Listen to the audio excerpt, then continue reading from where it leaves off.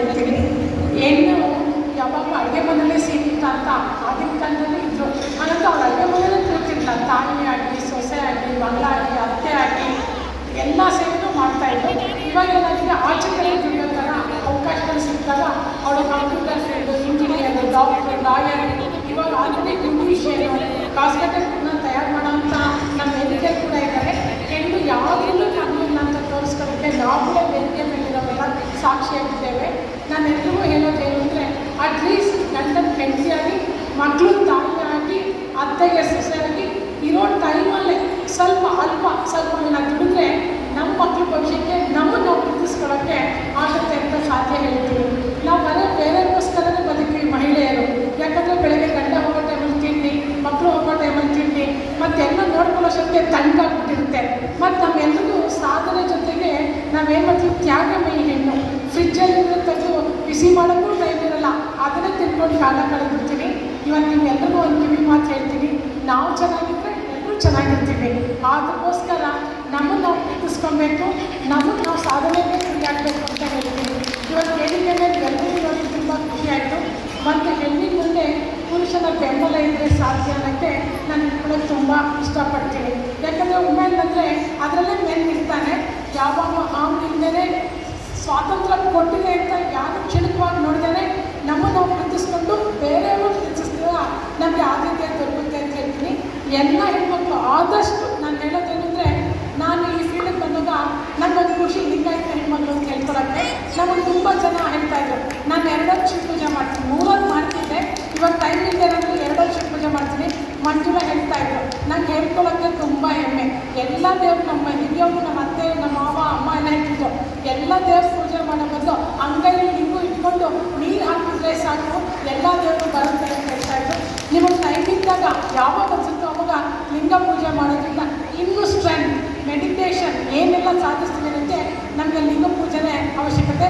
ನಾನು ಯಾವ ಜಾತಿ ಕೂಡ ನಾನು ಹೇಳ್ತಾ ಇಲ್ಲ, ನಾವು ಇದಕ್ಕೆ ಧರ್ಮಕ್ಕಿಂತ ನಾವು ಅದು ಮಾಡೋದ್ರಿಂದ ಬಲಪಡಿಸ್ತೀನಿ. ನಾನು ಇವಾಗೂ ಶ್ರೀಚಕ್ರ ಪೂಜೆ ಮಾಡ್ತೀನಿ, ಅದನ್ನು ನನಗೆ ತುಂಬ ಶಕ್ತಿ ಪಾರ್ವತಿ ತಾಯಿ ಆವರಿಸಿದ್ದಾರೆ. ನಾವು ಯಾವಾಗಲೂ ಎಲ್ಲೇ ಹೋಗ್ಬೇಕಾದ್ರೂ ನನಗೆ ಅಂತ ಇದ್ರು, ಓದಿದ್ಯಾ ನೀನು, ನನ್ನ ಹಳ್ಳಿಲಿ ಹುಟ್ಟಿ ಬೆಳೆದಿದ್ದು, ಇಂಗ್ಲೀಷ್ ಮಾತಾಡೋಕ್ಕೆ ಬರೋಲ್ಲ, ಎಲ್ಲರೂ ಇಂಗ್ಲೀಷ್ ಮಾತಾಡಿದ್ರೆ ಪ್ರಪಂಚನೇ ಇಲ್ಲ ಅಂತಿದ್ರು. ನಾನು ಸಾಧನೆ ಮಾಡಿದಾಗ ನಾನು ವರ್ಲ್ಡ್ ರೆಕಾರ್ಡ್ ಮಾಡೋಕ್ಕೆ ಹೇಳಿದೆ, ನನ್ನ ಕೈಯಿಂದ ನಾನು ಸಾಧನೆ ಮಾಡ್ತಾ ಇರೋದು ಕಾಯಿಯಿಂದ ಅಲ್ಲ ಅಂದೆ. ಅವಾಗ ಮಂದಿಯವರೆಲ್ಲ ಸುಮ್ಮನೆ ಇದ್ರು. ನಾನು ಹೇಳೋದು ಭಾಷೆ ಅಲ್ಲ, ನಮ್ಮ ಕೈಯಲ್ಲಿರೋ ವಿದ್ಯೆಯನ್ನು ತೋರಿಸಿದಾಗ ನಮಗೆ ಖುಷಿ ಆಗುತ್ತೆ. ಅವಾಗ ನಾನು ತುಂಬ ಆಡ್ಕೊಳ್ತಿದ್ರು, ಹೇರ್ ಕಟ್ ಮಾಡಿದ್ರೆ ಸ್ನಾನ ಮಾಡ್ಕೊಂಡು ಅಡುಗೆ ಮನೆಗೆ ಸೇರಿಸ್ತಿರಲಿಲ್ಲ, ತಲೆಗೆ ಸ್ನಾನ ಮಾಡಿ ಒಳಗಡೆ ಕರ್ಕೊಳ್ಳೋರು. ಈ ಎಲ್ಲ ನಿಂದೆಗಳನ್ನ ನಾನು ತಡ್ಕೊಂಡು ನಾನೇನಾದರೂ ಸಾಧಿಸ್ಬೇಕು ಅಂದ್ಬಿಟ್ಟು 1 ಮಿನಿಟ್, ಹಾಫ್ ಮಿನಿಟ್, ಸೆಕೆಂಡ್ ಅಂತ ಬಂದೆ. ಇವತ್ತು ನನ್ನ ಬ್ಯಾಗಲ್ಲಿ ಎಲ್ಲೋದ್ರು ನನ್ನ ಕತ್ರಿ ಬಾಚಲ್ಗೆ ದಾರ ಇಟ್ಕೊಂಡಿರ್ತೀನಿ. ಎಲ್ಲೋದ್ರೂ ಒಂದು 300 ರೂಪಾಯಿ ಸಂಪಾದನೆ ಮಾಡೋಷ್ಟು ಧೈರ್ಯ ನನಗಿದೆ. ದೇವ್ರು ನನಗೆ ಕೊಟ್ಟಿದ್ದೇನೆ. ಯಾವುದೇ ಕಷ್ಟವಾಗಿರ್ಬೋದು, ಬಸವಣ್ಣವ್ರು ಹೇಳಿದರೆ ಕಾಯಕವೇ ಕೈಲಾಸ ಅಂತ. ಯಾವ ಕೆಲಸ ಆದರೂ ಬರಲ್ಲ, ಕಣ್ಕೊತ್ಕೊಂಡು ಮಾಡಿದಾಗ ಅದು ತೃಪ್ತಿ ಸಿಗುತ್ತೆ. ನಾವು ಏನೇ ಸಂಪಾದನೆ ಮಾಡಿದ್ರು ಎಲ್ಲರ ಜೊತೆಯಲ್ಲೂ ನಾವು ಹಂಚ್ಕೊಂಡು ತಿಂದಾಗಲೇ ಸುಖ ಸಿಗುತ್ತೆ.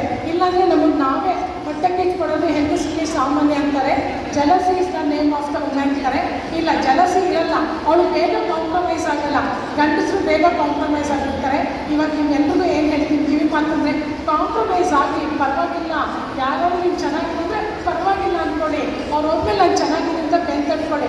ಚೆನ್ನಾಗಿಲ್ಲ ಅಂದರೆ ಇರೋ ಊಟಿನೂ ಹಾಳಾಗೋಗುತ್ತೆ. ಇವಾಗ ನಿಮ್ಗೆಲ್ಲರಿಗೂ ಹೇಳ್ತೀನಿ, ಧೈರ್ಯವಾಗಿ ಸ್ವತಂತ್ರವಾಗಿ ನಾವು ಅಭಯಗಾರ ಅಲ್ಲ ಅಂತ ಬದುಕಕ್ಕೆ, ನಾವು ಜೀವನ ನಿರ್ಮಿಸೋಕ್ಕೆ ಒಂದು ಕಸುಬು ಇಂಪಾರ್ಟೆಂಟು.